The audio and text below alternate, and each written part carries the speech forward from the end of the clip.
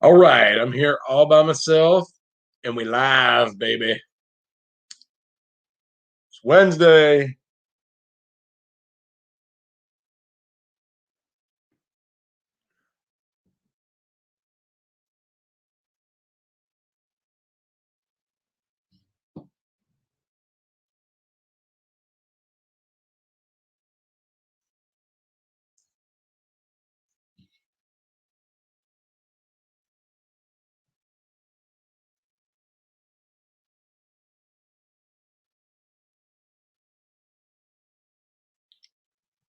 What's happening?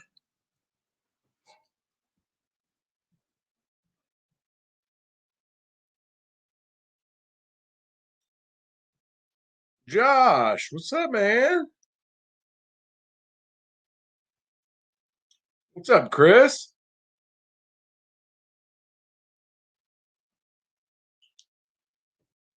What's happening, fellas?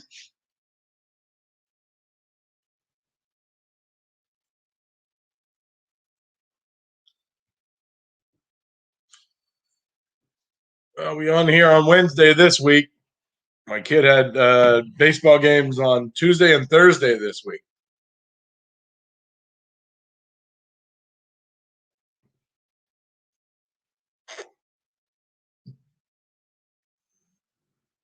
Bill, what's up, man? What is happening?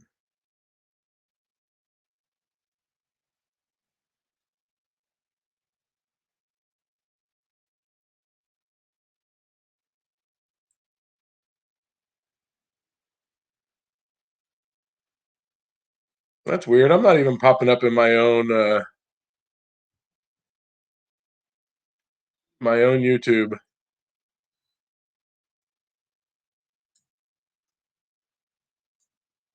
He's doing pretty good.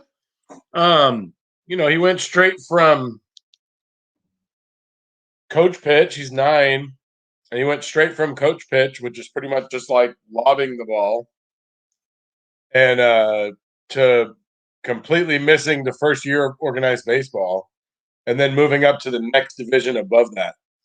So it makes it pretty tough. Hitting is batting is real tough at that level, especially if you haven't been playing it, every year. Um, it can be quite difficult. So, but he's doing it. He's having fun. He's having a hard time with there's no instant gratification in baseball. You get stuck in right field and you hustle, and then you get put in like left field, and in your eyes, you're still in the outfield, but you got bumped up, and then you don't hustle because you're kind of irritated, and then you don't go back in left field again. So,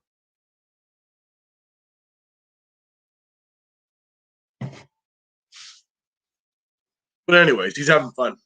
So, starting to see a little bit of normalization here in California, a little bit. What about you guys?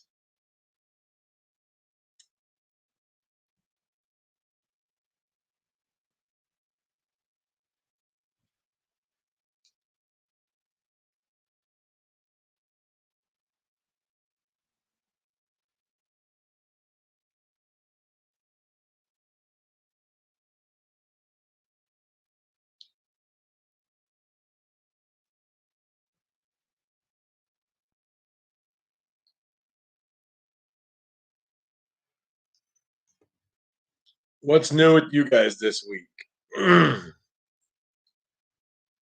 It got warm here in Northern California. Hit 95 degrees today.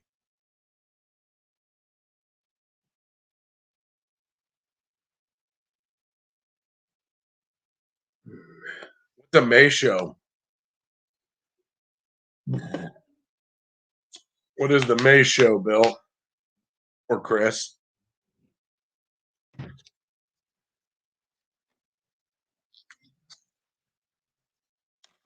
Western Massachusetts. We live all the way up there.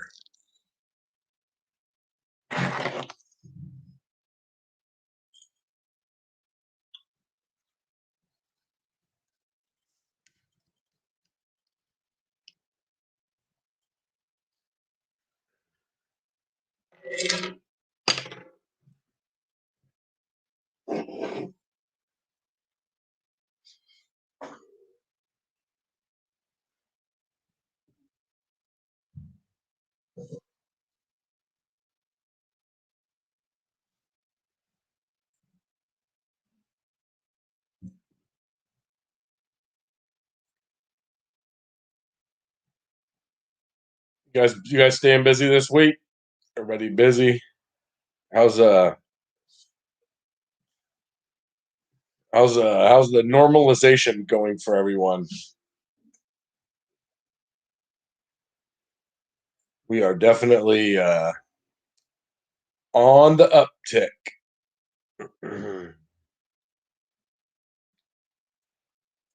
Damn, Chris. Yeah, you live in Massachusetts, man. You could get all kinds of crazy weather up there. Man. Does it get humid up there? Is that like a East Coast thing? I lived in North Carolina and it got real humid in the summertime. In Florida, oh God, Florida's awful. Way worse humidity in Florida. Used to go there in the summertime and we'd go to this skate park and we'd go to this skate park and it would be so hot. We'd go in the daytime and it would be so hot that we could only go at nighttime because it was so hot during the day. So during the day we would just do stuff inside that was air conditioned. So biggest antique show on the East Coast. It also has a flea market that usually has a fair amount of tools.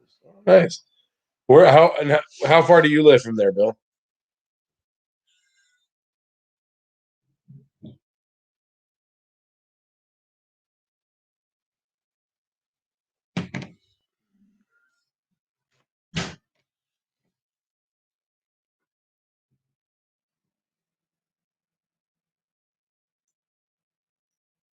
Yeah, I bet. Yeah, that's rough, Chris. You live there all your life, or it's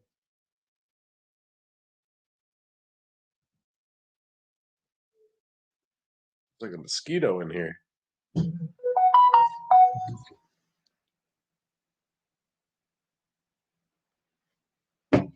AgTech, what's up, man? Happy Wednesday. We back in here on a Wednesday this week. Not sure. Not sure what day. Not sure what day it'll be next week. I keep forgetting to put all the games in my calendar, so I can't ever tell uh, when when we have the games. So this week we have no game this coming Saturday, but we had two games on Tuesday and Thursday, or two games during the week. So, oh, there's Mrs. Nuts. Holy moly! Wow, Chris. Dang, that's crazy.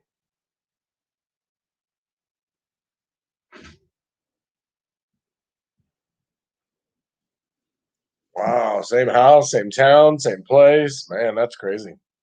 Awesome. Next game is 5-12.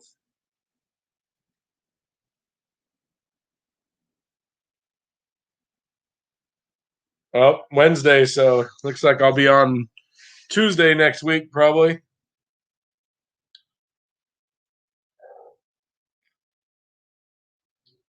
How's your guys' week going? How you doing, Ag Tech? Staying busy? Yep, Wednesday.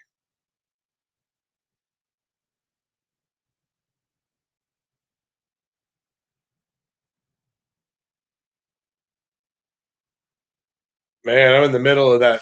Is Honda.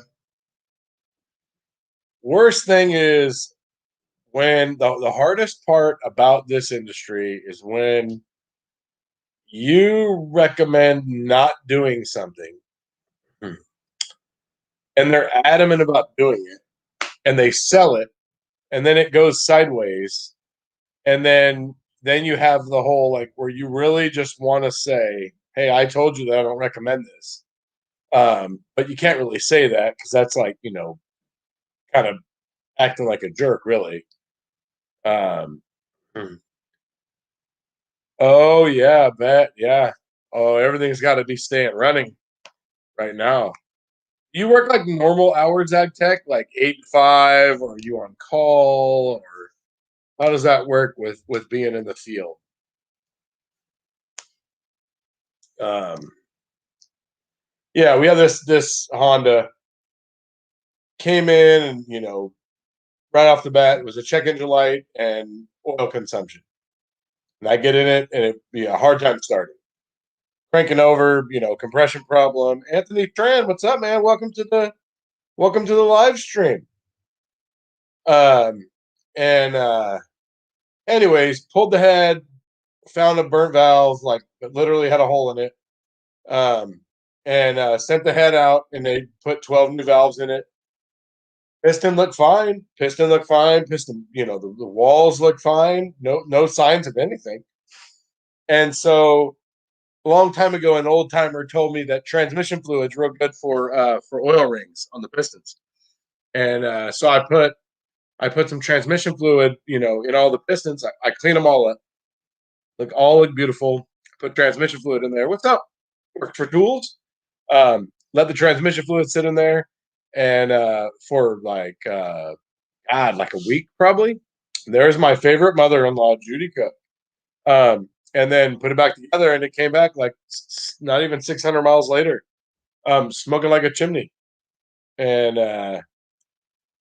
yeah, and so now it's like we got a used engine. So first I pulled the head off to send it back to the machine shop to have it double checked. We took it to a different head, a different machine shop. We want to make sure that, one, that, there's nothing wrong with the head. They didn't do anything wrong when they did the head job. And also to get it cleaned up because, we want to start fresh. And so then I have to pull the short block and the tranny out together, put them on the ground. It's easier. I could pull the short block and the tranny out from above instead of dropping it out the bottom. It's kind of a pain, and the directions are kind of vague, and adapting to transmissions and engines sometimes is real difficult when you're dropping it out the bottom, especially when you're like dropping the cradle and then moving the cradle and then just straight up setting the engine and transmission down. It can get real tricky. So I decided to just since I pulled the head off already, I'm just going to pull the short block and the tranny out. Then I got to disassemble the used motor and take that short block, put it on the transmission. Then I'm going to put it back in the car. Then I'll just reassemble the head and the timing belt and the intake and all that in the car. Easier to drop in, and the work in the car is not hard. Long as I get the wiring harness laid in there, and some of the things hooked up that need to be hooked up for the harness, be all right. So, but anyways, yeah. So in the middle of that, so trying to make sure I get all the parts, and bottom line is you want to make sure it's all good when it's done. So got a bunch of big stuff. I got that Honda. I just finished that Hemi head job, the head gaskets, and I got a Ford 500. No, yeah, 500 to do a transaxle on, and then yeah, that's it. So, all right, let's check out. Let's get back to here.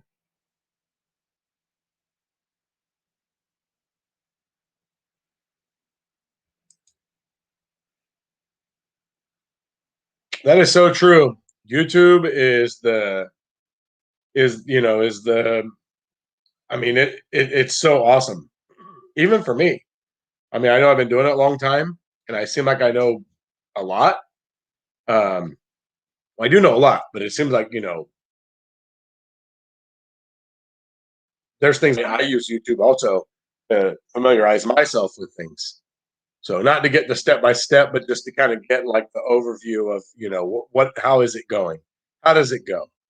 Like for example, we fight with stuff, right? So I had a Tahoe the other day, and it had a oil pressure switch problem. But anyways, they did oil cooler lines, power steering lines, stuff like that. And the oil cooler lines, it has the block in the back where it mounts to the side of the block, or the oil pan, and it's got the lines that go to the front. They're hard all along the engine, and then they're soft, at the end. And those things can be a pain in the butt to get out. The older ones are really bad. So I'm sitting there fighting with it, and you got to drop the front diff and do all this stuff. And I'm trying to get it around the engine mount. I'm like, dude, this thing is not coming out. I don't understand. And I was like, oh, you know what? Let me just knock loose this, front drive line and see if it'll come out the back. And it came out the back. I mean, it didn't come right out, but it came out the back. So little things like that, had I known that, would have saved me some time and some grief and whatever. So awesome, Bill. It's fantastic. How it works for tools in the house. What's up, Eric? How's it going, man? My favorite mother-in-law in the world. Ag tech. All right. Usually start around 6:30, work till 5 or till I'm done with what I'm doing. Nice. Okay. All right. This is Nut saying hi to Judy. Anthony Robles in the house. What's up, man? How's it going? Nick Hildebridal. What's up, dude? How's it going, dude? Country Mile Garage. What's up, brother? Thanks for joining the stream tonight. I appreciate it.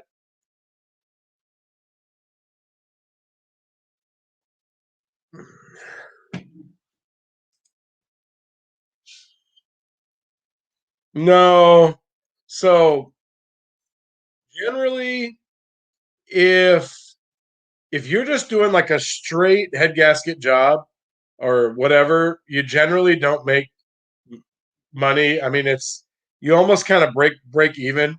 You have to do something a lot before you can, you make money on doing, maintenance. Steering and suspension is huge for making money, especially when you're doing control arms and struts and sometimes brakes, and there's a ton of crossover, and you can just hang and bang it.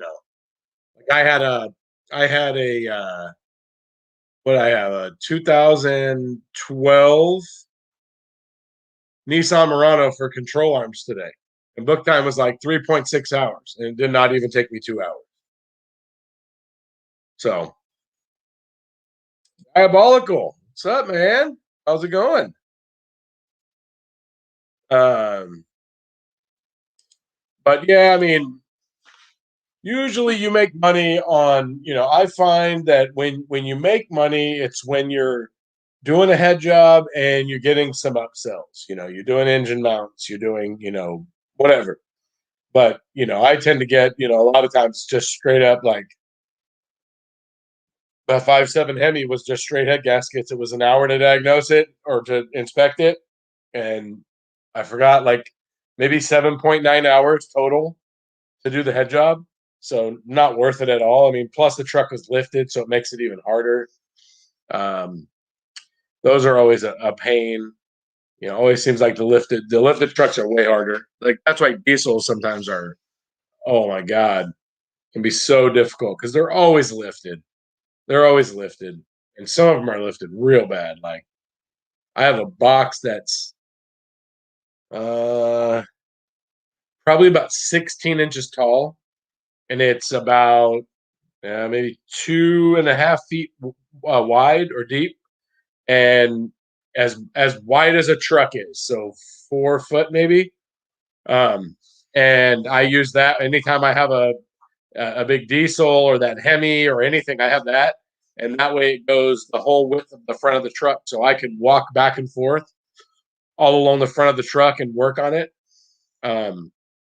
Diesels especially, because you're going back and forth under the hood, and so it worked out real good on that Hemi because I didn't lift the truck because it was lifted and we were pushing it and all that. And the only thing I had to connect from underneath was the exhaust manifold flanges and change the oil in the filter. That's it. That's all I had to do underneath the vehicle. And so all I did was I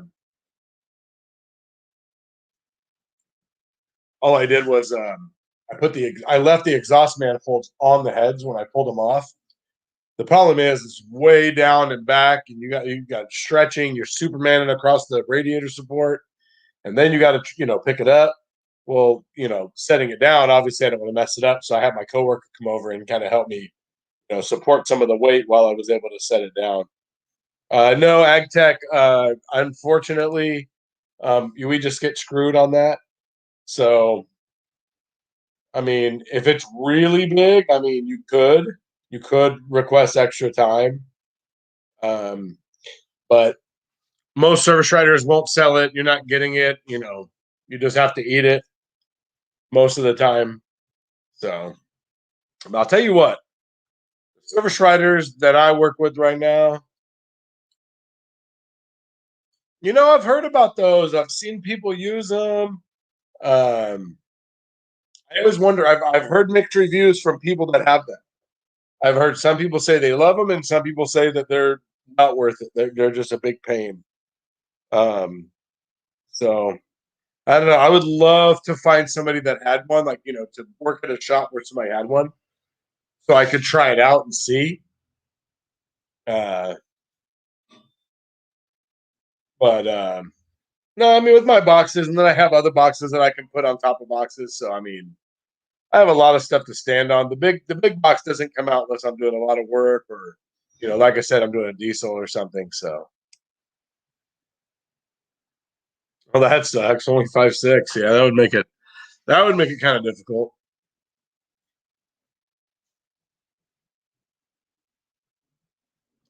I'm 6 foot tall.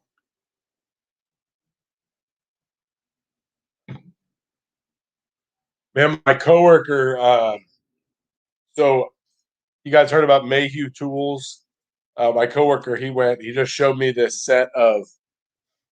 So like the air hammer attachment, where the end is like probably that big around, and it's like that thick, and that's all it is. It's just it's just a hammer basically.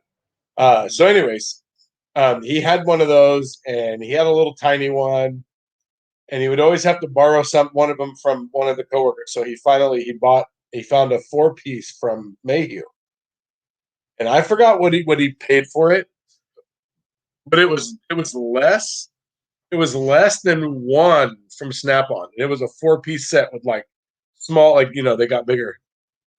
I have I have one that's this long, and then I have one that's about 14 inches maybe, and then I have another straight, just it's probably about that big, and it's just a punch. Um, and then I have little ones. Those are just the long ones that I have. So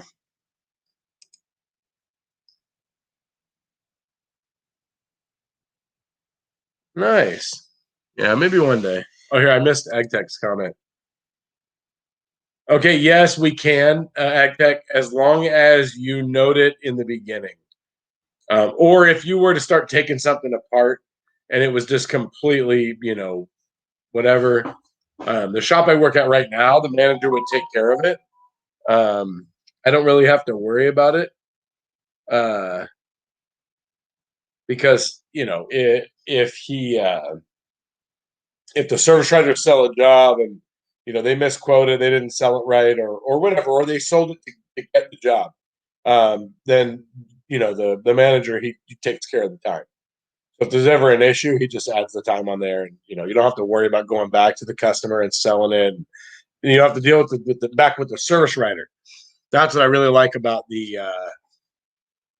shop I'm at right now is you're the only interaction with the service writer is only the beginning when they give you the work order, and then you're going back and forth with the diagnosis and repair, and then beyond that, once you get your parts, if the part's wrong or whatever, then you just go see the manager. He deals with it. He puts the time on there, all that stuff. Oh, Mayhew's awesome, man. Oh, Country Mile Garage. Weren't we talking about Mayhew on Instagram? I got that 58-inch Dominator pry bar, and that thing is awesome. So I actually have a set of. What sucks is when you do a job and you're doing it quite often, and then you finally get a tool, and then you don't do it anymore. So I was doing quite a few inner tie rod ends. I had done probably more inner tie rod ends for in a short amount of time than I'd done in a long time. And of course, I finally get an inner tie rod tool set, and I have not had one inner tie rod since I got it. It's from Mayhew. It's 3 pieces, so it's got. I mean, I'm sorry, it's a inner tie rod tool set with 3 adapters. And they go different ranges or whatever. Broken manifold bolts and things like that would suck. I've had an hour and a half to get one out once. Yeah, yeah. I mean, if you break something, you have to. It's just like anywhere. You have to inspect it in the beginning. I mean, obviously, you sold the job, and now you pull the heat shield off, and there's 3 or 4 broken bolts or something. There's nothing you can do about that. You just go talk to the counter, and hopefully you get taken care of, because that's not something you could have seen. But if it's something that's obvious, I mean, you should be telling them like up front, and that should be in your estimate. So it's kind of weird where I'm at right now because we don't do anything on paper, and I haven't actually done anything on paper in a while. It's kind of weird when you're doing your notes and stuff because I'm used to having that paper and having that slot to put extra 1.3 hours for rust and whatever for exhaust manifold and all the different parts for all the different things. But it's all completely electronic. Ugh, excuse me, sorry. It's all completely electronic, so there's nothing to write. So got Mayhew pry bars, punches, and picks, and all good stuff. Oh, nice. I need to get some more stuff. Um, yeah, they have some good stuff. And then I got a set of, and I don't know if it's from Mayhew or Carnage, but Carnage tools, they're Mayhew. So Mayhew is Carnage's company, and they. Oh man, what the heck was I saying? Oh, I got like those little the short torques. Oh, this is another thing. I got a set of the short torques that have a drive on the end, and but then the body of it is actually shaped like a wrench or like a socket, so you could put it in an open end wrench on there and use it if you have absolutely no clearance. And I haven't used them once because I haven't had anything that I needed it for. So kind of bummed about that, but hey, thanks, man. Have a good week, Eric. I appreciate you stopping by. We'll see you next time. Have a good day at work.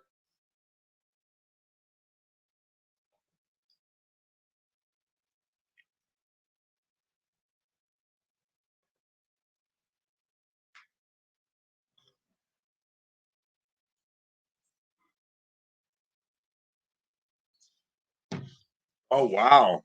You broke the tool? What kind of tools do you use for I know you work on a lot of different kinds of well no, you work on John Deere's. Are the tools similar to what I used on the 7.3, which would be an international? Or do you have it where you have a tap in a way and you thread that in and then you have an air hammer, I mean a slide hammer, and you pop it off with the slide hammer? How do those work as far as removing them?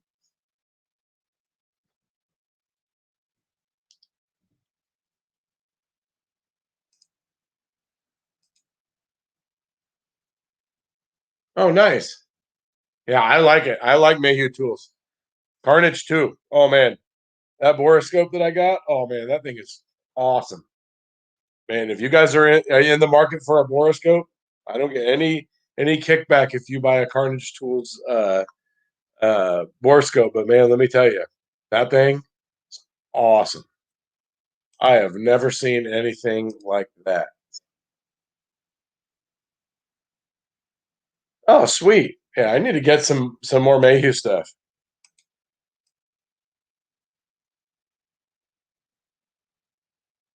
I did not realize that, when my coworker bought the set, and they were nice. They also have another really nice set of air hammer adapters where if you do body work, so maybe for Bill, it comes with I remember seeing it was like 4 or 5 different.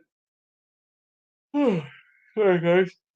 4 or 5 different ends for the air hammer bit, brass and whatever for maybe if you're messing with plastic or not real sure about I don't do body stuff so. Oh, okay, okay. So it is a tap. Does fire help at all with that? I would imagine probably not. Um, could you put fire in there? Guess you could. It's a diesel, so.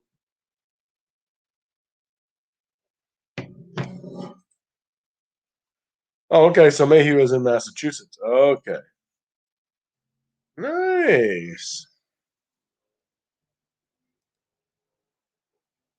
Yeah, when I was looking up, when I did my 7.3 cup video, I was looking up.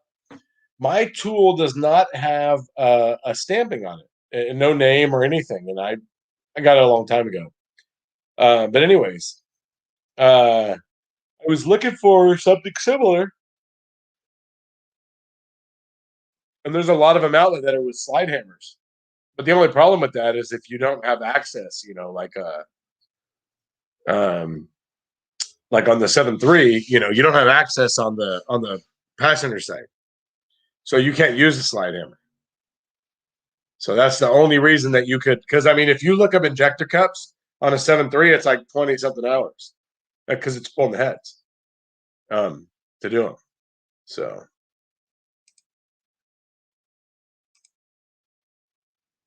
what happens if they don't come out? Ag Tech? Do you send them to? Oh, I bet a lot of f bombs. Do you send the heads to the machine shop and or do you guys normally send your heads out, or do you normally just check them with a straight edge and uh, and see if they're good or not? I don't know anything about that type of work. I know that I've never put a head on that didn't go to the machine shop. Um, yeah, I've always sent the head out, but I've always worked at shops that had a pretty good warranty. So,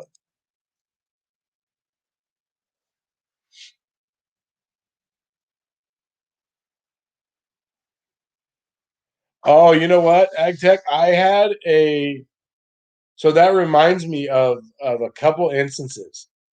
So back a long time ago, God, I was at my shop, the company I was the foreman for. I was at the other shop, the first shop, and man, I forgot how many years ago that was. But anyways, the guy was doing a sprinter. He was doing injectors on a sprinter, and something happened. The injector was stuck. It wouldn't come out. Oh, he's pulling the valve cover. He taking the valve cover off? I can't remember. Anyways, the injectors had to come out because the valve cover had to come off. So for whatever reason, that's what he was doing. But anyways, so he's back there trying to pull the injector and it's not working. We have the slide hammer adapter. We had it for that tool for that car. I used it before. It took me like 250 blows to get it off. Over the course of a couple of days because I was tired. But anyways, so he ended up having to get a cutting torch and cut the injector off so he could get the valve cover off, so he could unbolt it and then get it out. And I actually had so my very first video was on that eco diesel, that 3 liter eco diesel, and the middle cylinder on the passenger side, the injector was stuck; it wouldn't come out. And we even bought the $400 injector removal tool, and that broke. It wouldn't pick it out. And so then I had to basically break the valve cover because it was all plastic. Get to the head, get to the head bolts, take them off, send it to the machine shop with the injector sticking out, and they just hammered it out. So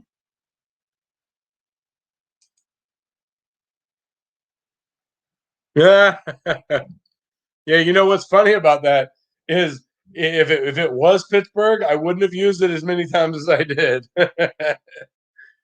Oh man, I find what sucks is when you talk about Pittsburgh. So I bought a Harbor Freight ball joint press a long time ago.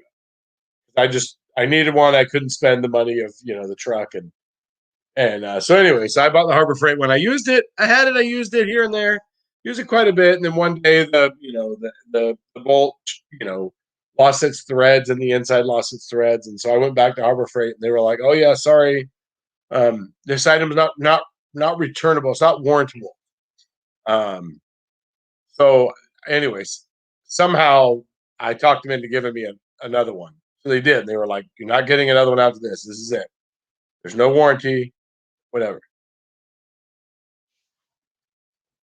I got the new one, and I bet I only used the new one 3 or 4 times, and already stripped out the body of it and the bolt and everything. I don't know. It's in my drawer. I don't know why I'm keeping it. It's a big giant paperweight.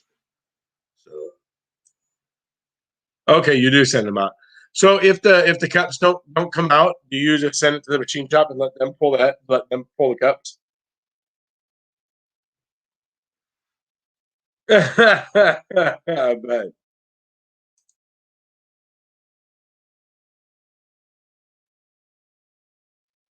Wow.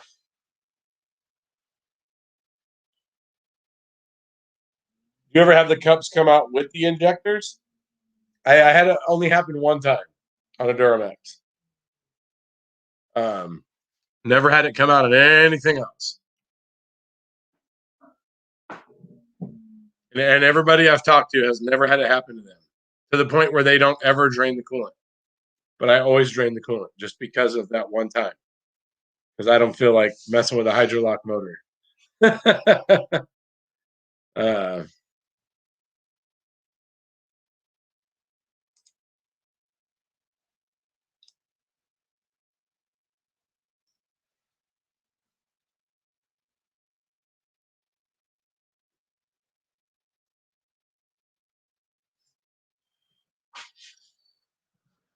oh man,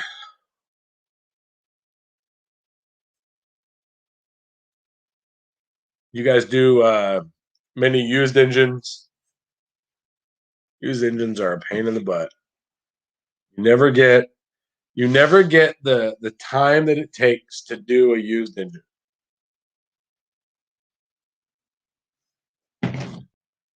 Because you have to disconnect all of the connectors. Like on the engine I'm doing right now, I'm having to strip the entire wiring harness off of it.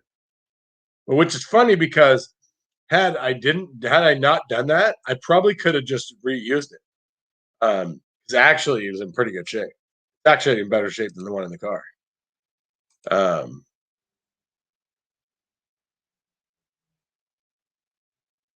oh, okay, because otherwise you just have to pay the shop to do it. Yeah.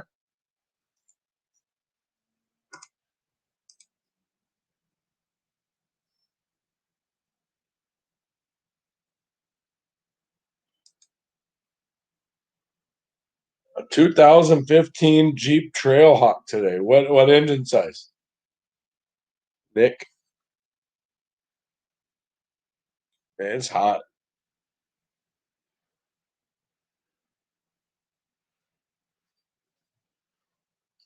Mango Tango Orange.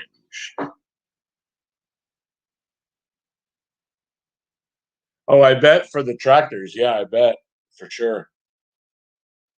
For us, I mean, for the most part, it goes over okay. Um, but I mean, it is it's something used. I mean, but on the same token, it's like, you know, it, sometimes people would either do a used engine or no engine. So it's a matter of being able to afford it and do it, or not afford it and not doing it. So you have to kind of think about it like that. Mango Tango Orange. You know what color scheme I can't stand is the Fiats. Those little Fiat 500s, I think. Oh my god, they have like powder blue and powder green. Oh my god, that's just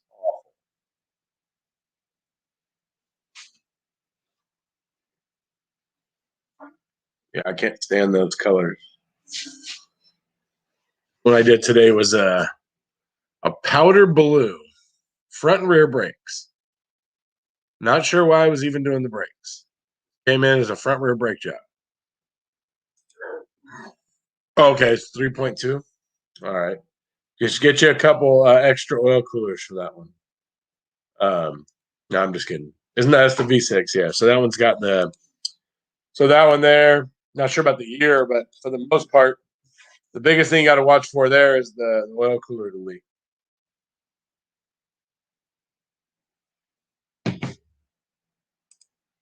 You'll see it in your engine valley. Nice. There you go.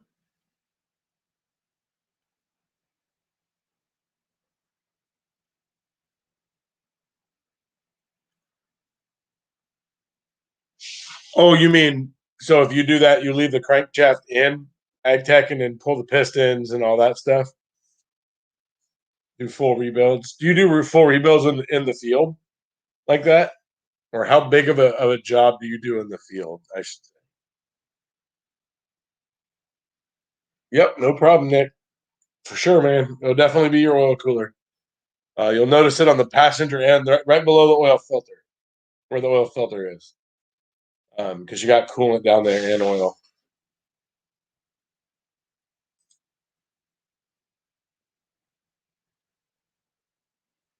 That's one of those ones where there's like certain cars that I look at for certain things first. So like if I get a Subaru, the first thing I'm gonna do is go and look behind the driver's side head and look for coolant. And if easy head gasket, and I diagnose this right there. When you get the V6 Jeeps, you just look in the engine valley for coolant and looking for for the oil cooler to be leaking. So just little stuff like that. It's kind of like the first go to for for me.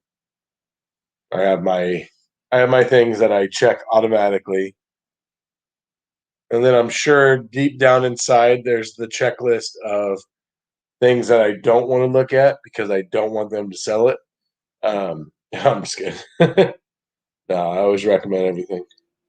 Oh, ETR Garage, what's up, brother? Thanks for joining the chat. We'll get you up there. There you go. Thanks for joining the chat. Occasionally, we'll do a rebuild or in a customer shop, but mainly bring big jobs like that into the shop. Oh, okay. So if you went out and looked at a big job like that and it needed the engine to be, rebuilt, would it go back to the shop and would you do it? Um,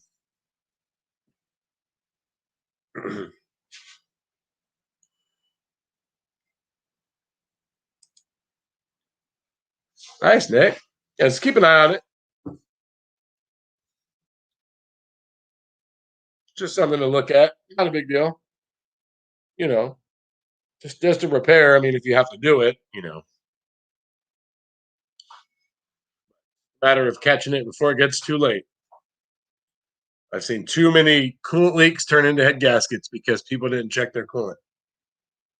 So,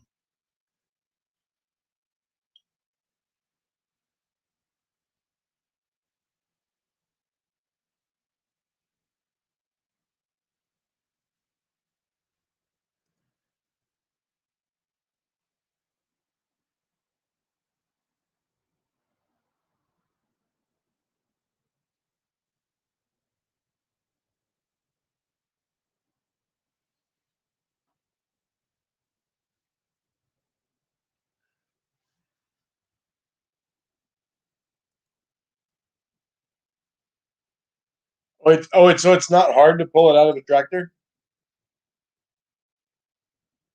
Oh, because you guys have hoists though, right? You got to have a hoist for getting it out, like not like like a crane. Like we have a cherry picker. You're not going to use a cherry picker to get it out, obviously.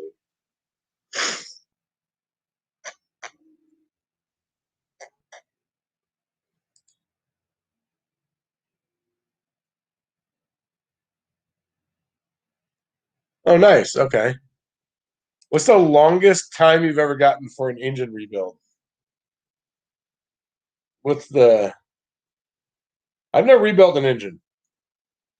Never taken apart the lower end. Just not anything I've ever done. I've pulled tons of heads, and that type of thing, replace valve springs and uh, valve seals and stuff like that. But I've never ever like disassembled the entire engine. Only in school, we did it on a 4-cylinder neon motor. But the instructor was so busy with all the idiots in the class that he couldn't help us.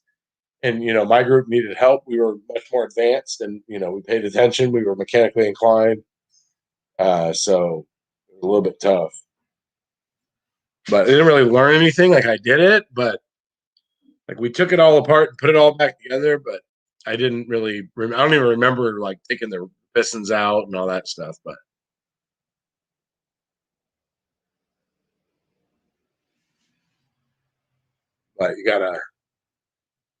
you have to do it to pass. And then they put it in this like horse in this like this weird kind of dyno thing. It was all simulated like a vehicle, and it would run, start, and all that stuff.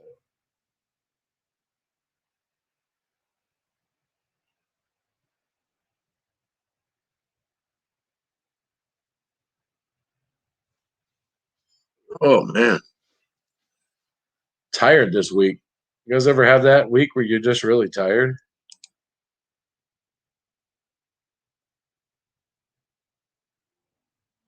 Oh yeah, I bet. Okay, so that's just like working on a big rig then, working on the tractors. Oh, it's the same kind of engines, right?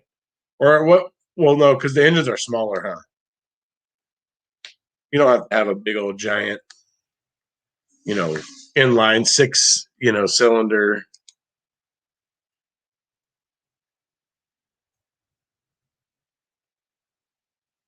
Oh, okay.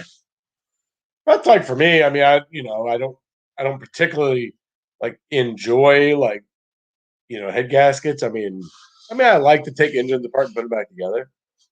Um, but I mean, it's really nice to get like control arms or suspension work. So like today was awesome, just hang and bang.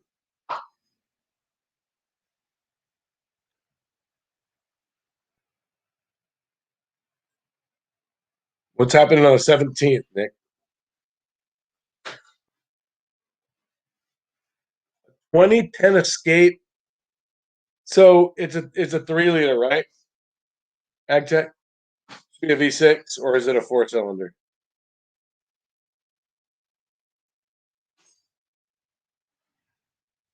They're usually 4 cylinders. I've seen a couple 4 cylinders. I mean, it's usually a V6, but I've seen a couple 4 cylinders. Only a couple.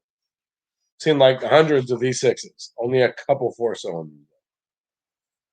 Um, Pretty common engine though. Okay, yeah. So 3 liter. Not really. You're gonna have your traditional uh valve cover, timing belt. I mean timing cover and oil pan leaking. Those usually leak until you seal it up. Um, Not really. I mean, most of the work on those is ignition coils. Be careful the wiring harness in the front for the 3 ignition coils. Believe it or not, it can be really easy for that to get mixed up. And I've seen people flip it around, and so you have fire on the opposite. You flip the two end cylinders, electrical connectors. So, but no, not really. I mean, pretty decent cars, Ford Escapes. I mean, just normal wear and tear. Uh, they don't like aftermarket coils. If you have to put an ignition coil in, I don't recommend an aftermarket cheap one because you're just going to keep doing it over and over again. Uh, but the front ones aren't too bad because they're right there. You can get to them. The back ones are a pain. Well, not a pain. It's not hard, but you have to pull the plenum to do the rear ones. So no, not really. Pretty good. Pretty good vehicles. Let me catch up here. Inline six, one more stroke. Oh yeah, I got to see what. Oh, tax day. Oh.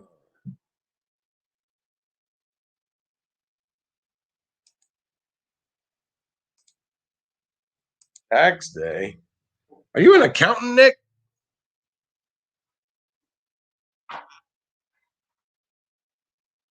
Yeah, it's going to be the leak is going to be the timing cover and oil pan and valve cover.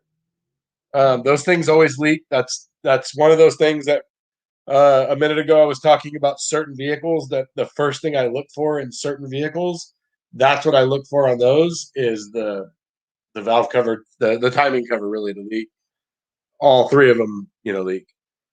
Or sometimes the power steering pump leaks too, and that's a pain because it's right in the V of the timing cover. So it's below the engine mount. So the timing cover comes up like this, like for the V, and the power steering pump sits like right in here, way down in there. And so if it leaks, it covers everything in power steering fluid. So, but Daniel Carlson, thanks for joining the stream, man, brother. I appreciate it. There's a Mayhew Dominator pry bar for $80 or thicker. 36-inch Matco pry bar for 100. The Dominator, $80 is a good price. I'm pretty sure. Hang on. Let me see. I the cheapest I found it was I put an Amazon link in my video. For the hang on. Let's see. Let's see how much it is here. The Dominator bought on. Yeah, the cheapest I found it is $98 on Amazon. So that's $80. That's a good deal. The pry bar, the Matco stuff, I don't really know about that. I have all my other pry bars are Matco. But the Dominator for sure, man. Get that sucker. $80. So I mean, I would imagine the Matco's more. Because I mean, think about it. You gotta, but that Dominator pry bar, oh man, that is a must. God, man. If you don't have that control arm S hook, holy cow. Man, I was doing control arms on that Murano today. Got that S hook out. I went over to my drawer in my toolbox, got it out, used it for a minute, and looked at it and thought to myself, why in the world's in my toolbox? I use this anytime I do steering and suspension. So even if I'm not doing steering and suspension, I'm just popping control arms to drop a subframe or, struts or a rack or whatever. Doesn't matter. It's money, man. I'm telling you. So she hit a moose with her last one. The moose lost, and she drove it home, but it got told. Holy crap, a moose! Damn. Oh, nice. Okay. Sweet, Nick. That's awesome. Yeah, 517, man. Oh, that sucks. You have to pull the axle. I mean, you have to pull the alternator to do the axle on that one. That's a pain. I was going to say that too before you said that. That was the other thing that's a pain in that one is the alternator. So if you hadn't have done the alternator, I would have told you to make sure you put a good quality one in, just because of how much of a pain in the ass it is to do it. And I've seen guys have to warranty that alternator from crappy alternators. So yeah, probably. I like that Dominator handle. Man, I tell you what, I have my Matco pry bar set that I've had for 16 years, and even up to the 36-inch.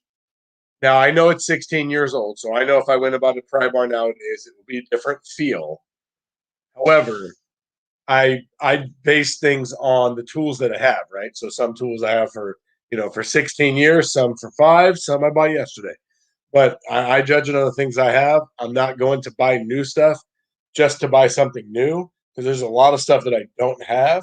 So I would rather buy things I need, not that I want to get, but anyways, the handle for that 58-inch, man, I said it in my video. The handle for that 58-inch is perfect. I love it. The perfect size. Anthony Tran, what's up, brother? Thanks for joining the stream. I would say no on those, Anthony, and the reason is because you're using those things. You're using them to pry, and really, it's all about the thickness. It's all about the metal that's used. And when you use a pry bar, you don't want the pry bar to flex. And I guarantee you that those things flex. So I would recommend not. I wouldn't even buy that for home. But now I do have some.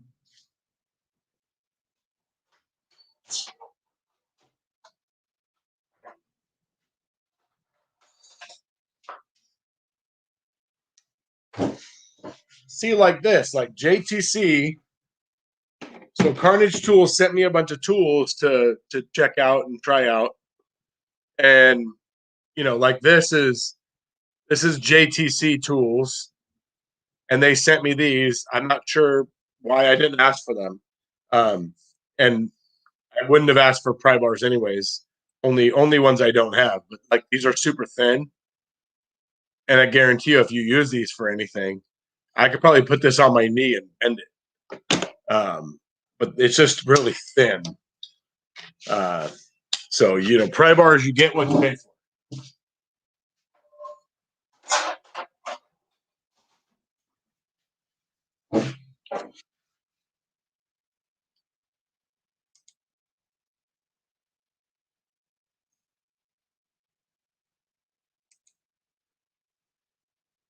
But what are we talking about? What's designed to take off from underneath? What did I miss? Did I miss something here? Are you talking about the alternator? The alternator comes out the bottom. I'm hoping that's not, if that's what you guys are talking about.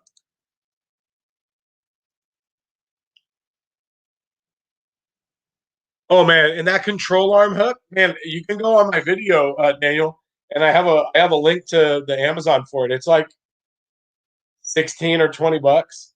Man, I'm telling you. That thing is, man, let's put it this way.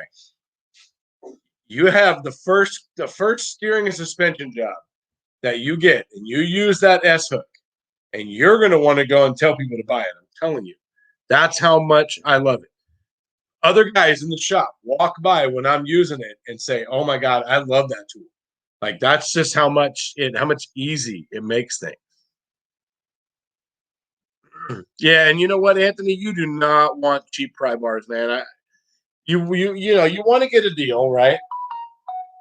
You want to get a deal, but you don't want to get, you have to be careful. You get what you pay for, and we have to be careful. And now the fortunate thing is that there is a ton of damn good tools. I mean, hang on, let me get a beer. I'll tell you.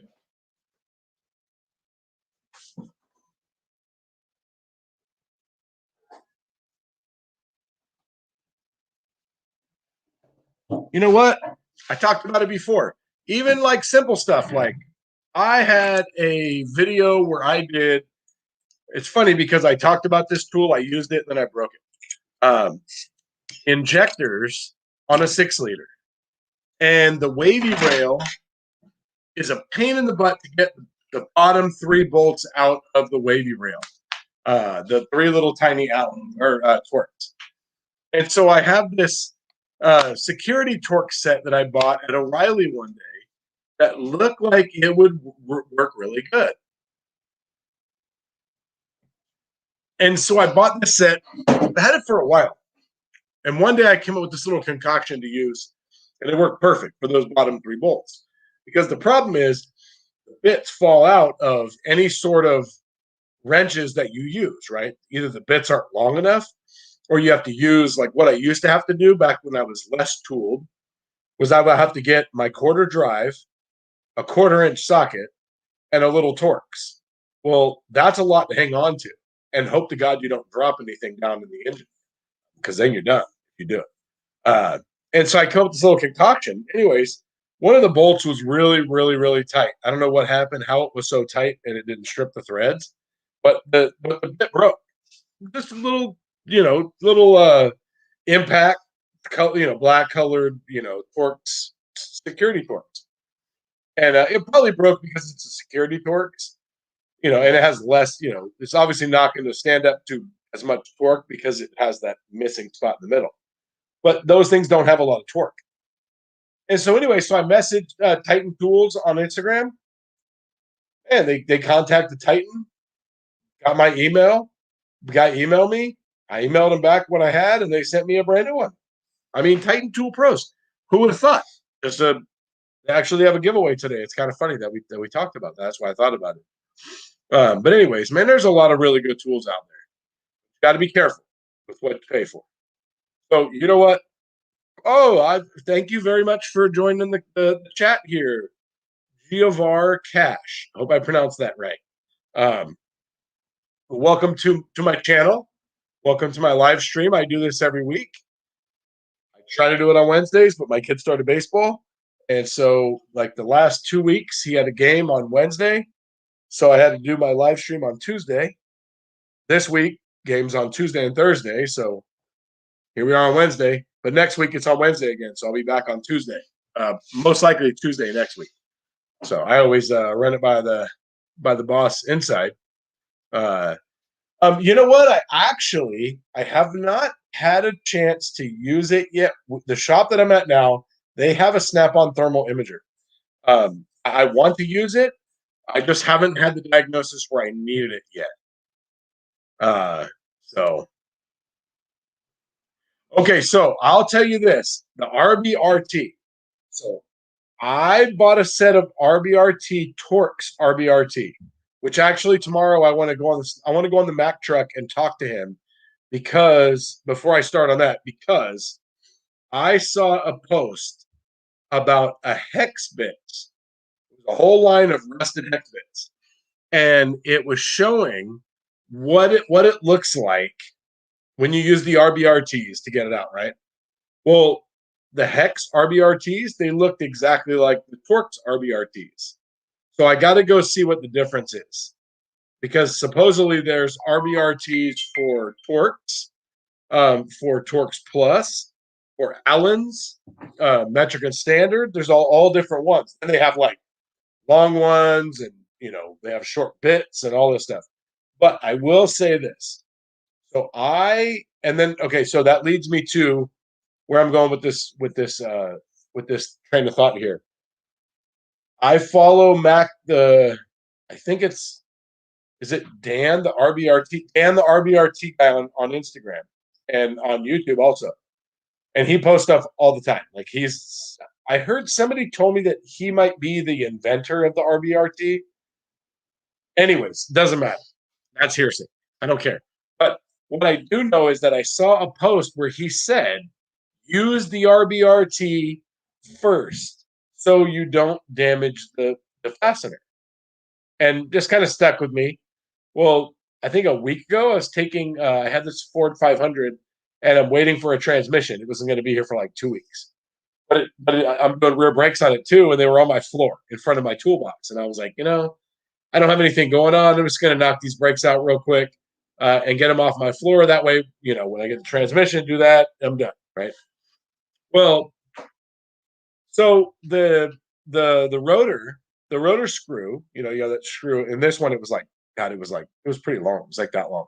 It was a Torx, and my Torx are Snap-on, and I got my Torx out, and I put it in, and it barely went in the hole. It barely went into the Torx.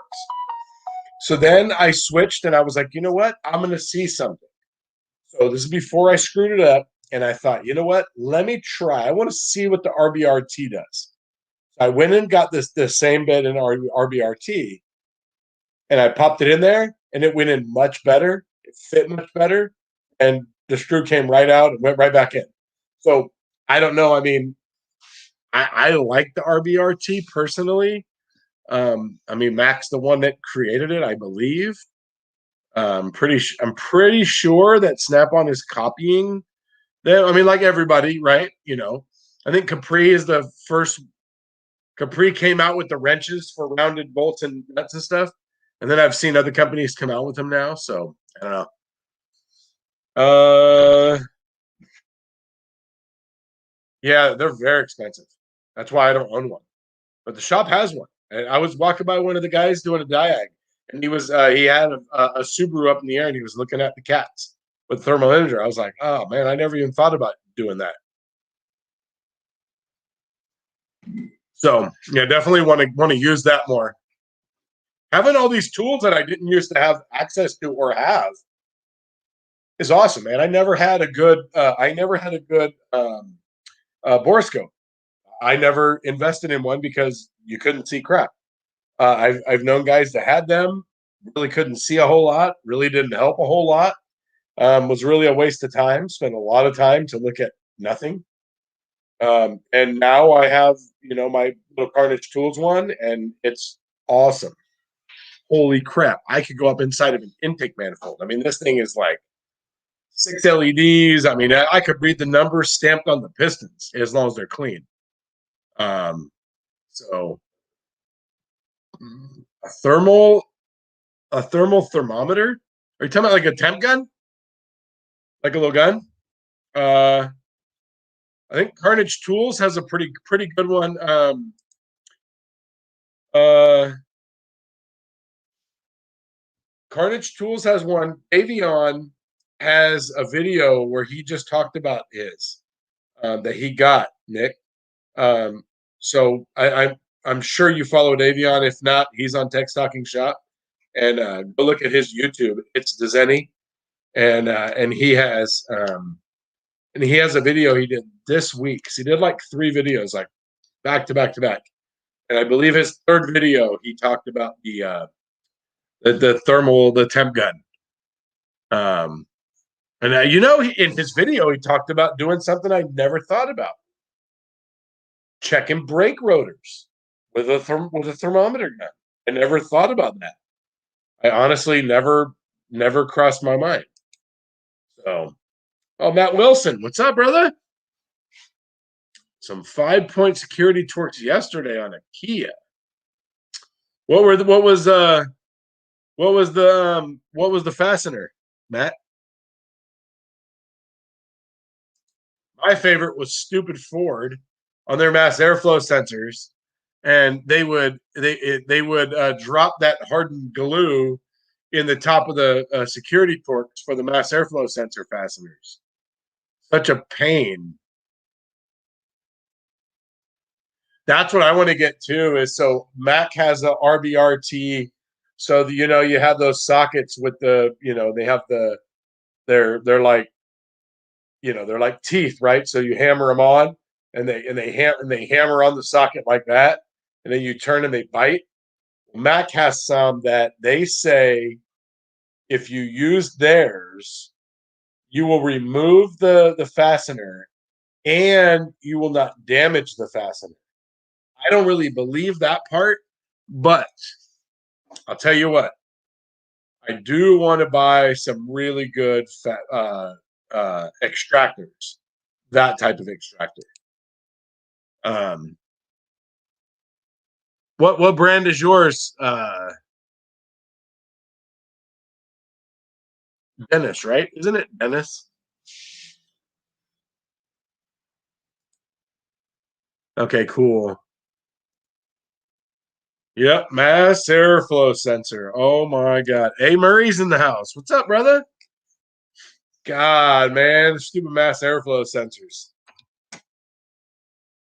Man, those things. Remember the ones back in the day that had the door that would open up and close? Those kind that were really expensive.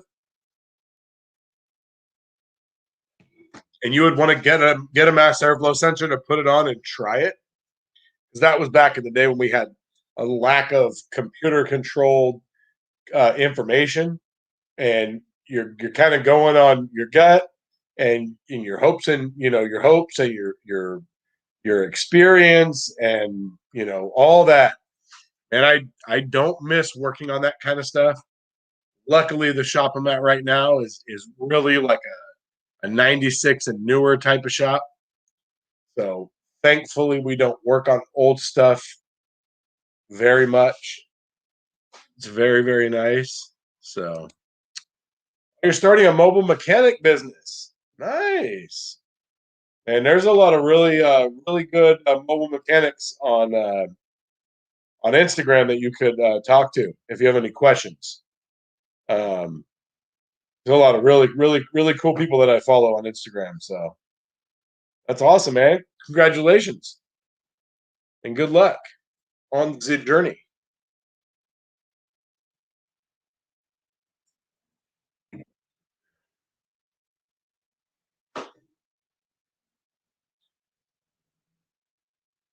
Man, so I've always wanted to work somewhere that had a engine and trans table, right? Never had one. I've never worked anywhere that had one. I've never known anybody that had one. And we got this guy. He was with Nissan for hang on 30 years, I think 30 years, and then he went and worked at Chevy for a bit. And now he's at the Independent. That's got to be different right there. Working at a dealer, a certain dealer, or dealers in general, but a certain dealer for that long, and then to be now in the independent world is crazy. But anyways, so he told the boss about this really, really nice engine trans table that wasn't super expensive. And so I think it came like yesterday or I don't know, the day before maybe. Yesterday we were getting ready to pull cars in and the boss was putting it together. I went over and I helped him put a couple. He put most of it together, but anyways. So and then the guy who worked at Nissan, he has an engine to do on a Nissan Altima, and so he dropped it on that brand new engine table. Man, that thing is nice. Works really good. I can't wait to have to use it.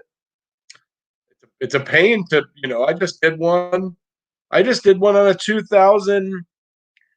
What I have a 2014 Kia Sorento, which is an SUV now. Used to be a car, I believe. But yeah, I just did an engine on one of those and had to set the whole cradle on jack stands and all that stuff. Except for I got lucky because the transmission had two mounts. And so the mounts were here and the backside of the transmission sat on the cradle. So I didn't even have to put anything under the transmission. As you know, usually you go try to pull the engine out and then the transmission's trying to take a nosedive and you're like trying to put a jack under it and you got to support it and all that craziness. But yeah, so kind of lucked out there.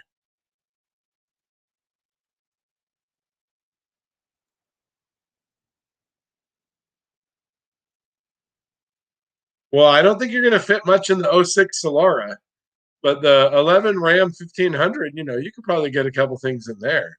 I'm just kidding. Renegade, what's up, man? How's it going, brother? What is new? Just having some beer, hanging out. Wednesday night, baby.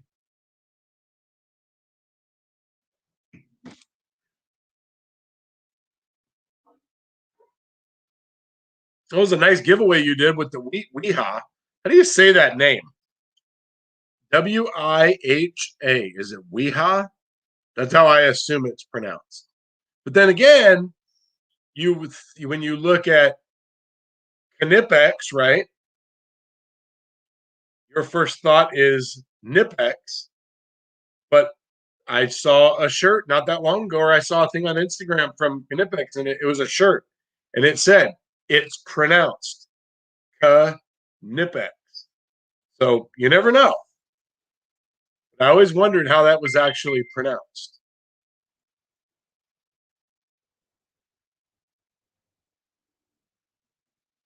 Man, well, what kind of shop, Nick? Independent shop? I think that would probably be fantastic. Are you trying to move into this industry, Nick, and get out of accounting? Um,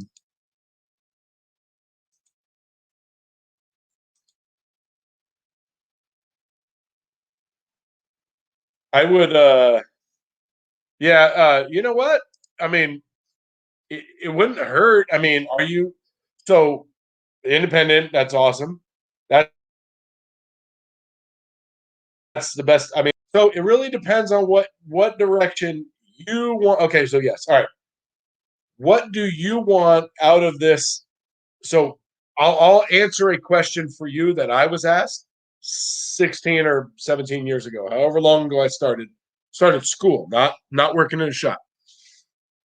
In school, first day of class, they asked all of us, what is it? You have to think inside, what is it that you want? Where do you want to go? Where do you want to end up? What is your goal? My goal in the very beginning was to learn how, is what I said. My exact phrase was to learn how to fix everything on everything. And I did not want to work in a dealership. I spoke to every instructor that was in every class, even if they were filling in one day, even if they were the secondary instructor. Because we always had like the main instructor, and then usually like several in some classes, several um, helper instructors or whatever. I talked to everyone about what did they do, where did they work, what kind of money did they make, did they like it, what didn't they like, everyone. I mean, I talked to everyone, guys that only worked in Asian shops and dealerships and this and that and the other. And I had kind of come to terms with I did not want to work in a dealership. I did not want to work on the same kind of car over and over and over again. I did not want to do the same thing to the same kind of cars over and over again. I.e., I didn't want to do nothing but steering and suspension. I didn't want to do nothing but brakes. I didn't want to do nothing but drivability. And so I chose not to go that route, And I also found it. I also looked for a shop where I could go in and start working and not sweeping the floor. Tough thing. A lot of guys get in the shop, start sweeping the floor. Maybe the big, LOF guy, and they never get out of it because they just bring people in with more experience. But Nick, if you are looking for what I described, doing a little bit of everything on everything, I don't work on Lamborghinis and, crap like that, Maseratis and stuff like that. I've done brakes on Maseratis and things, but for the most part, I don't work on those kinds of things. Let me see. Okay, so if you want to do, so that's all right. So if you want to go and work on Harleys, you probably want to go to a motorcycle shop. If you want to build customs and old school choppers, you're going to have to find you want to find a shop that does that kind of work. If you get into an independent, you're going to learn how to fix cars the way that they are designed to be fixed. And it's a way different. It's a completely different mindset. I mean, yeah, you got to know how things work and you got to know how, to take them apart and put them back together. But I think that, it's going to be tough, going that route because you're kind of, I mean, that's also honestly, Nick, that's a tough, I would imagine that would be a tough field to be in, a tough, what am I looking for? I see you, Fulio. What am I looking for? The definition of what I'm trying to say is, you have independent, you have dealerships, you have, hot rod shops. I would think that would be a hard way to make a constant living. You see car shows and stuff where they, where they all kind of pitch in and, they kind of just make whatever they make on the cars and things like that. It'd be kind of hard to make a living in that, but I'm not saying don't do it. Mm-hmm. Somebody. That's medium nuts there. And so, but I mean, the independent shop would not hurt. It just would kind of be a little bit different than what you're looking for. So I'm all ears and willing to give advice on everything. I don't do the customs and the old school choppers and stuff like that. I mean, man, I would love to get into that kind of stuff, but I got kids and all that stuff, and it's already hard enough to have a constant income as it is. Because I don't have a constant income. My income is always like, woo, woo, woo, woo. Sometimes it's like, whoa. So that's my recommendation with that. And let's see here. Okay, what are your thoughts on an 08 Sierra 4.8, no crank, no start, no Prundle gear indicator? Gauges do not sweep when the key is turned on. All right. Okay. Wow. Well, uh,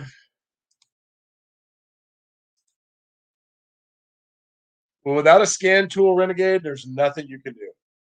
If your fuses are all good, there's nothing that you can do because it's an '08, so it's going to have all kinds of communication. And you got the computer, the BCM, the you got the computer, the BCM, the cluster. They're all talking to each other. They're all their own modules, um, and you can't diagnose that with unless you found the only way you could diagnose that without a scan tool, without a scan tool that will go manufacture. I'm not talking about an OBD2 scanner. I'm talking about where you enter the VIN and it brings up GMC, where you can go in and talk to all the different modules. Without that kind of scan tool, you cannot diagnose that vehicle unless you were to somehow go on YouTube or something and find somebody that had the exact same scenario, and then you threw a dart. Because that's what you'd be doing, throwing a dart. And those are expensive darts. I would never throw those kind of darts. Those are very expensive darts that require programming a lot of times. So not only are you buying the part, you're programming it. You can't get your money back. Without a scan tool, I wouldn't touch it. That's my even me. If somebody came to me and said, "Hey man, I got this," and whatever, and if I couldn't use a scan tool at the shop, I would say, "Hey, why don't you go to a shop?" Because no, I know that's not the answer you want to hear, but that's what I can tell you on that. And being honest, so just yesterday I did a front brake job on a 2010 F250 out of the trunk of my Solara. It was fun. I had to take the full size spare out, make it work, but my truck was just getting safety checked. Nice, nice. I didn't say that nothing couldn't work out of a car. I meant there's a lot of jobs. I could name a million jobs that I go to do, intake manifold, whatever. And I think I need this. And maybe it's a job I've done multiple times, but I got one hose clamp that somebody put on the wrong way. I got, one electrical connector clip that I can't get undone. And I end up with, not even joking, I bought two Harbor Freight $30 carts. Actually, I bought one, and Davion, it's Dezeni, bought the other one for me for my birthday. He was going to buy me contribute to a teardown tray, but I opted for two Harbor Freight carts instead. One to put parts on because I don't have a bench, and two as a mobile table. And anyways, what happens is I end up with the whole top of my cart full of pliers and picks and hooks and everything, and I can't see my tools. And so I bought that cart so that way, if I had to do that, I could just throw it all on there. Today, control arms, I had the cart under the car, and I had all the tools I was using on that with my air hose on there, different guns, and just telling you, bang a rang, baby. So let's see. But you can work on anything, if you know the tools you're going to need. But you're not always going to know the tools you need. Oh my God, there's a giant bee in here. Holy crap, man, big old bee. Oh, I see my friends in here. Let's see. Hang on. Let me see. Last one here. Learn how to work on Harleys from a Harley shop. That way you learn. Oh, big ass bee in here trying to kill me. Oh boy, Justin Dow is in the house. What's up, man? How's it going, brother? Cheers. I got my Channel Lock beer. Just kidding. It's my last 805. This is nuts. Bought me a present last week. Bought me some 805s from Costco.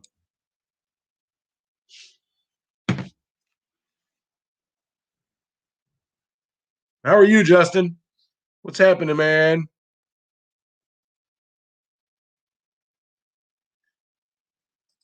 Nuts, bolts, tools.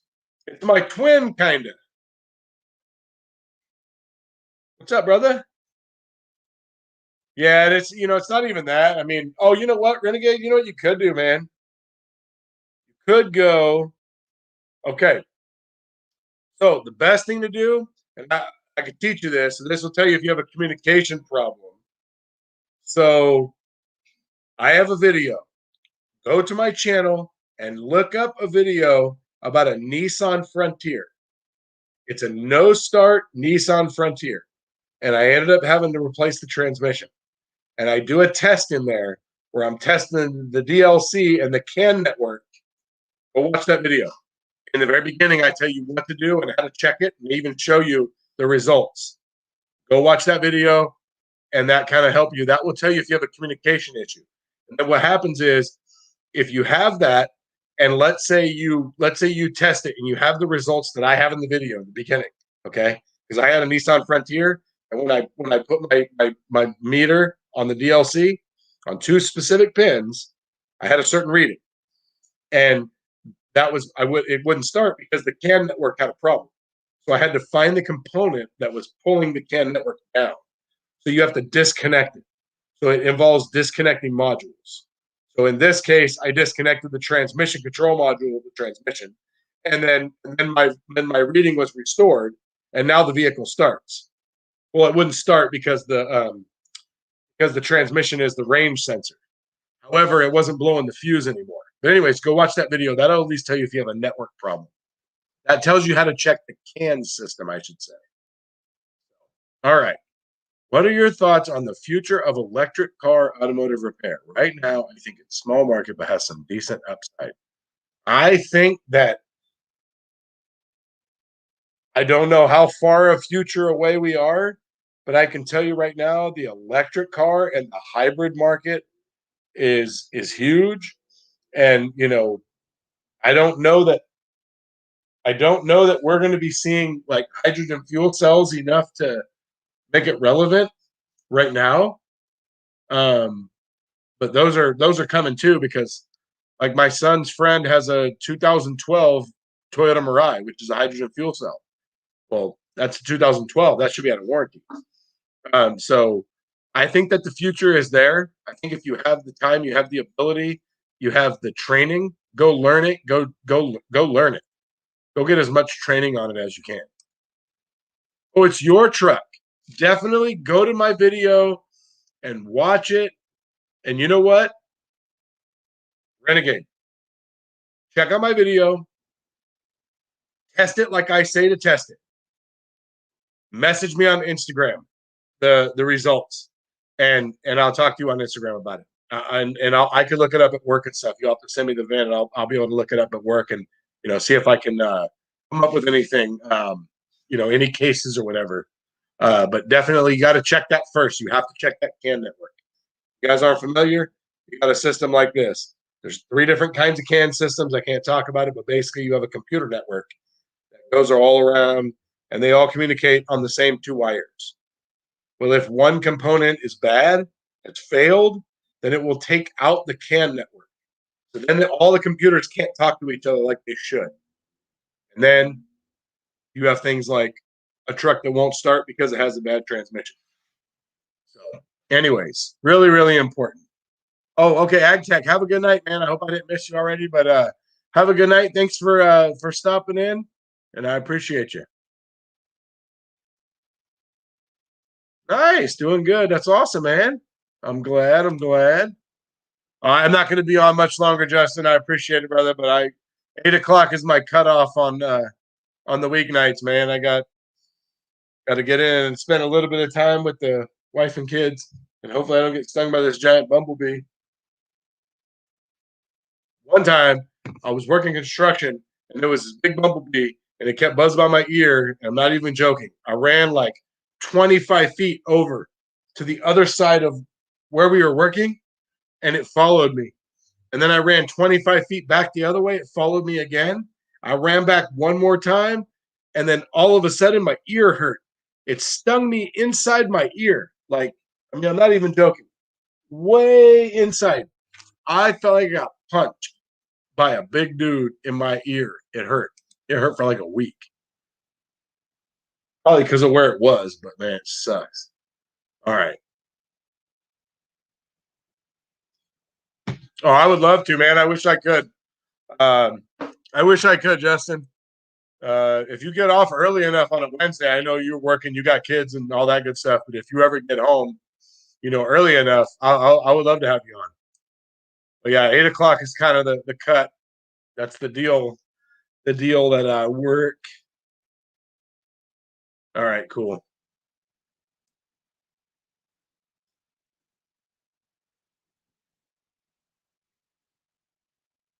Yeah, I mean they say that what is the year 2020 dude, I'm gonna hit this B, man. Holy crap. What is it by they're not gonna California has already said they're not gonna sell any gasoline vehicles or any gasoline vehicles by 2030 something. Was it 2035? Is that where that number came from, Justin? So definitely go that direction.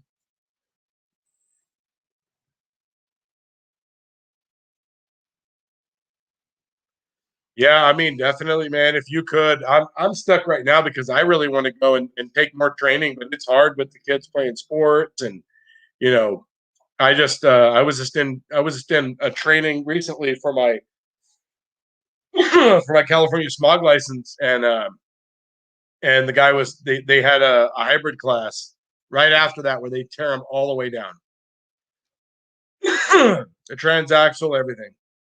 And man, I would love to do that. But it was like 16 hours on a weekend, and I just don't have a weekend where I have 16 hours to do it right now. So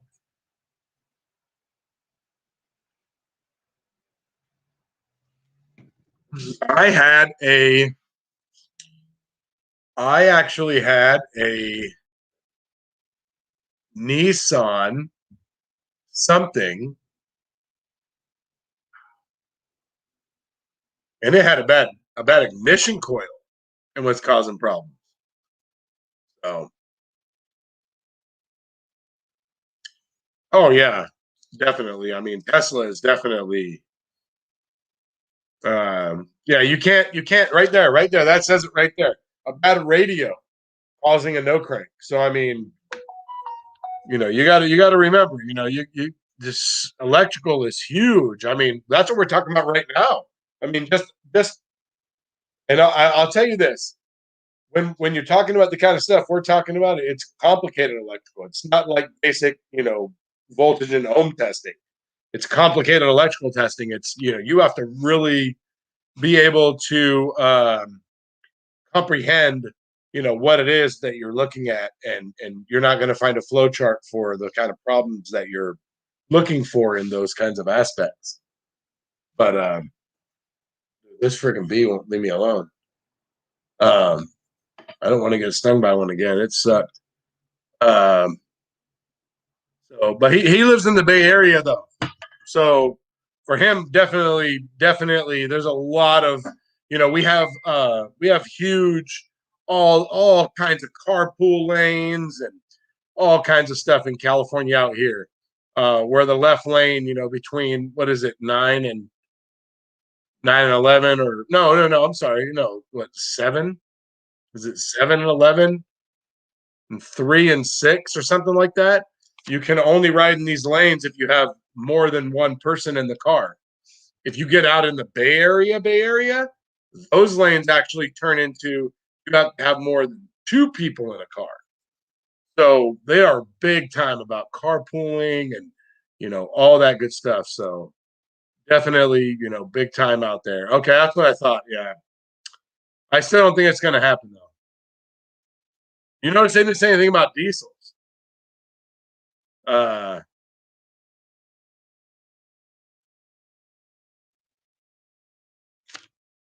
oh, nice. Okay, yeah, I should do that because I have time to do that. I just don't have 16 hours. I mean, I would love. I've always wanted to go and do the hybrid class where you actually tear it down, and but yeah, you just got to make sure that if you're messing with hybrid stuff, your meter is, what is it? Actually, I'm going to stop before I get somebody hurt. Um, what is it? Cat 4. Your meter's got to be a Cat 4 meter, and your leads have to be Cat 4 before you could touch anything high voltage. My Snap on It's funny because my Snap-on meter is a Cat 4, and I was like, oh, okay, I could test, hybrid cables and batteries and stuff. And I thought, oh crap, my leads aren't. And I found some. I was going through my toolboxes. I was consolidating, right?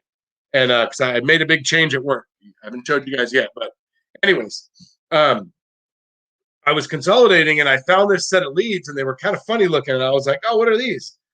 These are brand new. And I look at them and I was like, oh, Snap-on Cat 4 leads. They came with my meter. I had no idea. So you got to have them if you're testing. If you're testing a voltage leak in the cables and stuff like that. Never had to do that. How to do it, I just have never done. It is Wednesday.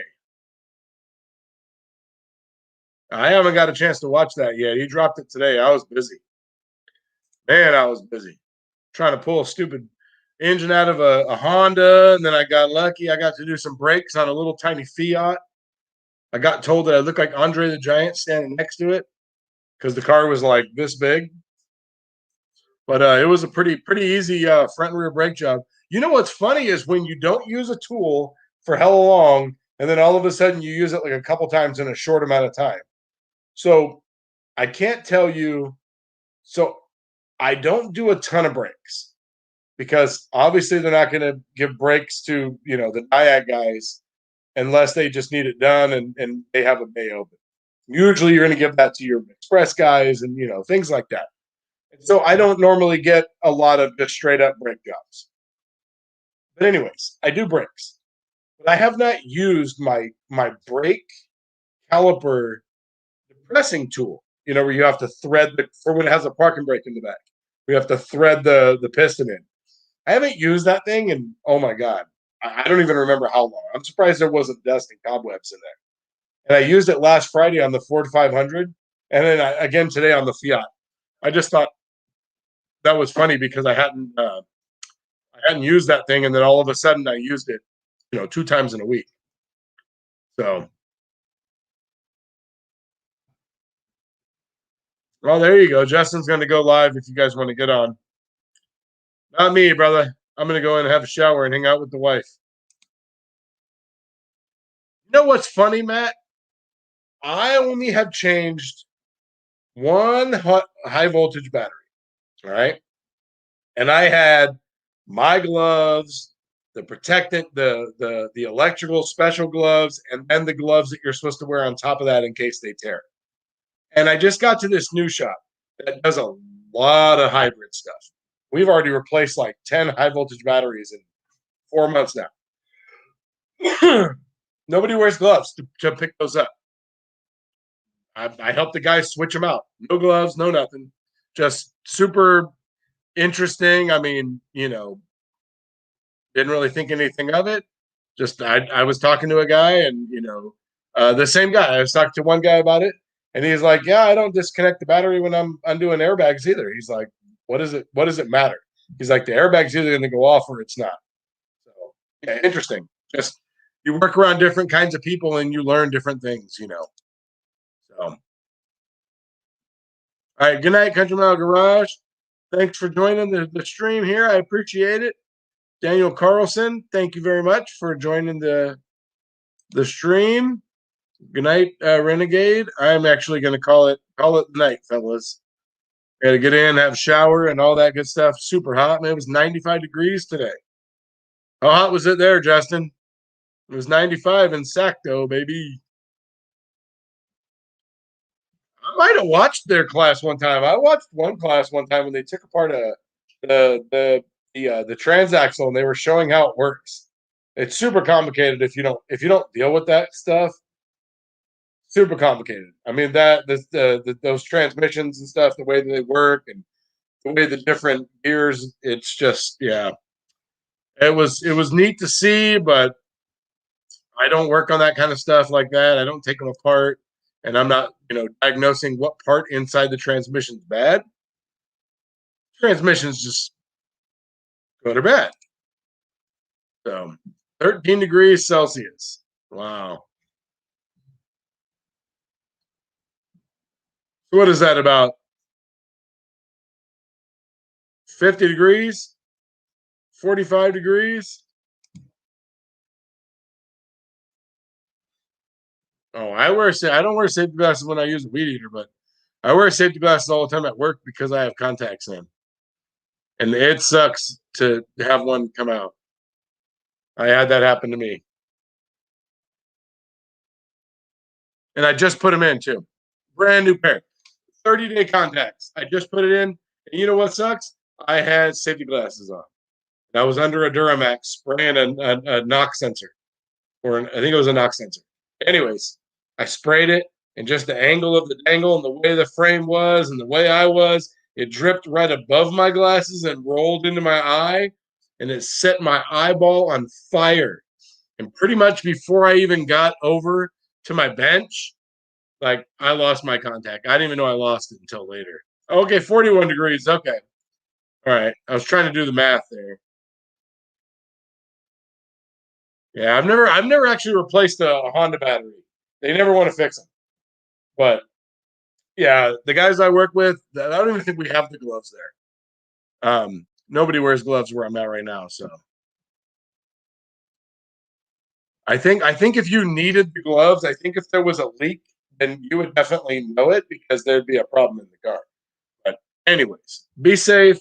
Do what's safe for you and what you feel comfortable with. If the shop you're working for wants you to replace high voltage batteries without gloves and you don't feel comfortable, just tell them you don't feel comfortable. They can't get mad at that because you're trying to do the right thing. So don't jump on the what other people are doing train. You make sure that you're comfortable doing it. So on that note, I am out. So I'm going to bounce, guys. Thank you so much for joining the chat. I appreciate it. On your way out, if you didn't hit the like button or whatever, the thumbs down, I don't care. Just hit me something to let me know that that you have a reaction to my reactions. So, anyways, thanks so much for joining the chat, guys. And next week I'll see you on Tuesday. Uh, good night. And I think Justin's going live after this, so you guys go join him, and then I'll listen in a little bit while I'm watching the show with the boss. And good night, guys. Have a kick-ass week, and maybe I'll see you on Friday. Have a good night.